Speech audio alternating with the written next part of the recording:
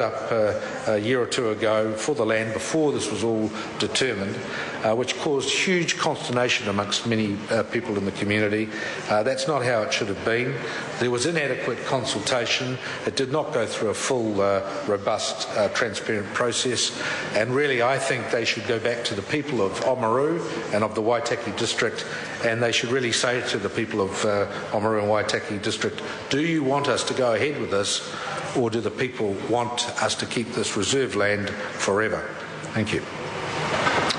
I call Chris Ockenvold. Thank you, Mr. Speaker, and I rise to speak in favour of the Waitaki District Council Reserves and Other Land Empowering Bill, and I do so with great pleasure. This is a local bill sponsored by the MP for Waitaki. And my colleague Jackie Dean, I think, has done an excellent job. Why I emphasised for Waitaki? Where is Waitaki? Well, I have been there. I have been to Waitaki. I've been to Lookout Point. I have been to Oamaru. Where haven't you been? And well, when you get to my age, you've been to most places, really. And so it's a bit like David, one of the other Davids, David Parker. There are pleasures in being of a certain age. But I was a little surprised. I had hoped to hear from Andrew Williams, who's no stranger to the needs of local government and certainly no stranger to the need for a council to control its own destiny.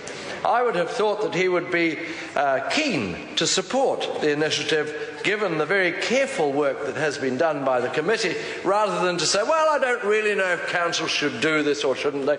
This is a council-nominated purpose, and basically, surely, central government should take due diligence and great care, but treat that requirement with great respect.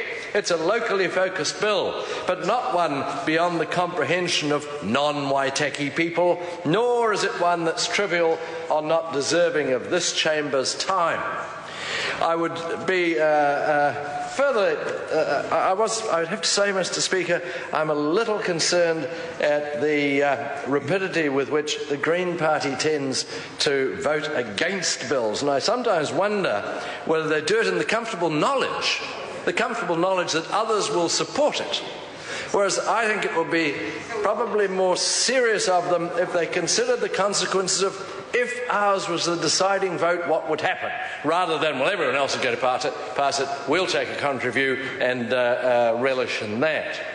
But far from this not being an important bill, this bill is one which highlights just how important it is that this House does not forget the matters of community interest, that community focus are no less important than those of national focus.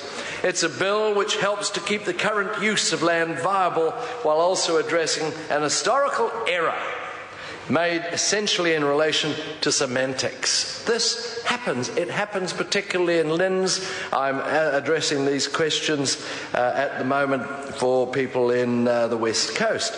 Bills like this are why we have electorate MPs representing their communities, and it is a credit to Jackie Dean that she's spoken for her region in such a fashion. I commend her for her effective advocacy as the Member of Parliament for Waitaki. I'd also like to take my hat off to Nikki Wagner, Chair of the Local Government Environment Select Committee. That was a great committee in the days when Phil and I were... Phil Twyford and I were on that committee, and it is a committee that can handle this sort of thing. It's a big committee. It's a big committee. All parties are represented, and they do a good job. They do a good job, and they've done a good job with this one. Well, I don't know. I think it's important that we do celebrate things when they are handled in a non-partisan manner to the benefit of a community. Chris Farfoy thinks it's funny. I don't think it's funny. As the land was originally purchased by the government from Ngāi Tahu in 1848, you want the details? Part of the Kemp purchase, the land was included in the original subdivision of the town of Oamaru. Ngāi Tahu have a significant place in this issue. As others have noted, they've taken considerable advice on the matter. They've confirmed to the Council that their view is that Waitaki District Council has a right to the freehold title of the land, and it's therefore not subject to the Ngāi Tahu Claims Settlement Act 1998. That's significant. It's a bill that's received support from its respective council, who have worked with and received support from Land Information New Zealand, the aforementioned Ngāi Tahu, the Department of Conservation, the Commissioner of Crown Lands and the Parliamentary Council Office. It's not hard, Mr. Speaker, to see why this bill holds such diverse support. The Palmerston Showgrounds and Lot 1 DP 345820 sections are straightforward revocations of the Reserved Act status. In the case of the Palmerston Showgrounds section, it'll allow Waitaki DC to sell the land to the current lessees. In the case of the Lot 1 section, it will allow Waitaki District Council to regularise the sale of the section to the current registered proprietors and allow their title of the property to be unencumbered by any notation relating to the Reserves Act. This is as it should be. So too, I would like to suggest for the critics, so too is the resolution to Forester Heights, also known as Lookout Point. Glossed over, one could say, in the lamentations of Eugenie Sage's supplementary order paper, this issue has been raised before in Parliament. I'd like to highlight again the support of Land Information New Zealand, which, as I say, it's an organisation I've had some little amount to do with. They're a very, very considered group of people.